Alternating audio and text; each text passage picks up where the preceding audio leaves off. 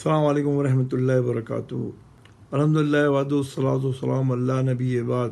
मेरी अपनी ये कोशिश है कि मुसलमान का लेबल वाला आदमी दुनिया कहीं ज़लील ना हो।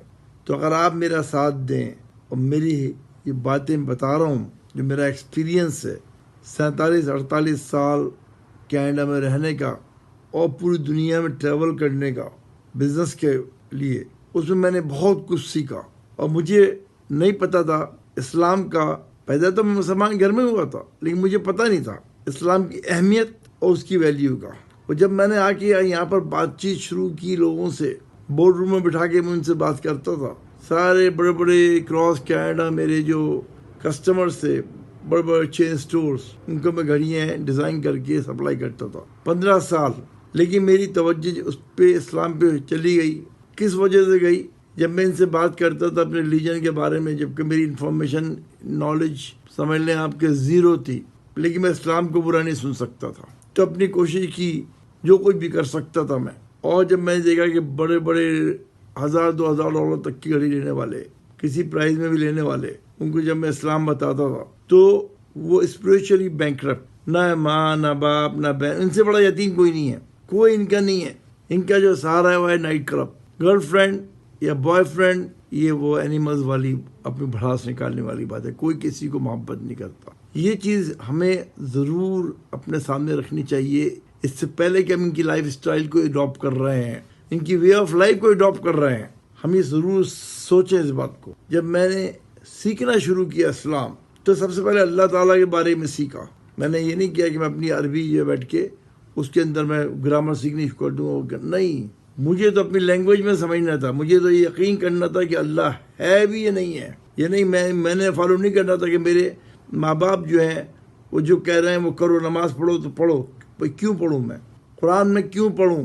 तो अल्लाह ताला का ऐसा करम हो गया मुझ गुनाहगार पर कि अल्लाह ने मेरी विज़डम खोल दी और अल्लाह खोलता चला गया और अल्लाह ने मुझे रास्ता दिखाया। जब भी मैं कोशिश करता था नॉन मुस्लिम से बात करने की, ऐसी अल्लाह की मदद आती थी कि मैं नहीं बता सकता। और फिर मैंने इसको ऐसे हॉबी बना लिया अपना कि मेरी हॉबी है। मेरे मैनेजर मुझसे कहता था why don't you open the church, you are in the wrong business. मुसलमान नहीं था, क्योंकि वो मेरे देखता था कि मैं दीवानों की तरह फिर लोगों को बताने लगा इस्लाम, और सीखता गया और सिखाता गया। और फिर अल्लाह सुब्हानहू तआला ने वो ताकत दी, वो स्पीकिंग पावर दी कि मैं उनको जिस तरह बताता था वहीं वो कन्विंस होने शुरू हो जाते थे। वो मुझे सबसे बड़ा अचीवमेंट लगा, लोगों को कन्विंस करना टुवर्ड्स इस्लाम। पैसा कमाना नहीं लगा मुझे। पैसे के लिए मैं पहले बड़ा परेशान रहा 5 साल। मैंने 75 में पाकिस्तान छोड़ा था, तो 80 तक मैं सख्त परेशान रहा। जब अल्लाह ने मेरी विजडम खोलनी शुरू की इस्लाम के लिए, तो मैं इस्लाम की तरफ भागना शुरू किया। और ऐसे मेरी जो क्लाइंटेल थे और बिजनेस और चीज़ें और वो बढ़ती चली गई, वो मल्टीप्लाई हुई, इसलिए ताकि मैं वापस दुनिया में आ जाऊँ और दुनिया की भागदौड़ में लग जाऊँ और इस काम को छोड़ दूँ। तो मैं आपको बता रहा हूँ, मैं खुद एक्सपीरियंस हूँ इस बात का कि जैसे ही मैंने इस्लाम पे काम करना शुरू किया, इस्लाम के बारे में लोगों को बताना शुरू किया, इसमें आपको पैसा नहीं चाहिए, एक पैसा नहीं चाहिए।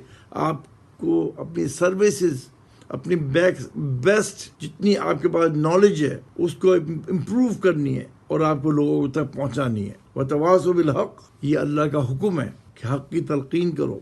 मगर हम जब भी तो हक़ की तलकीन करें, मैं पता चले हक़ है क्या, अल्लाह ताला एग्जिस्ट करता भी नहीं करता, नाउज़ुबिल्लाह। रसूल सल्लल्लाहु अलैहि वसल्लम का आने का मकसद क्या था, उनकी तालीमात क्या थी? ज़िंदगी में हर परेशानी से बचने के लिए कुरान को अपनी लैंग्वेज में पढ़ें और रसूल सल्लल्लाहु अलैहि वसल्लम की तालीमात को अपनी ज़िंदगी में लाएं, क्योंकि हर परेशानी का हल कुरान और रसूल सल्लल्लाहु अलैहि वसल्लम की तालीमात हैं।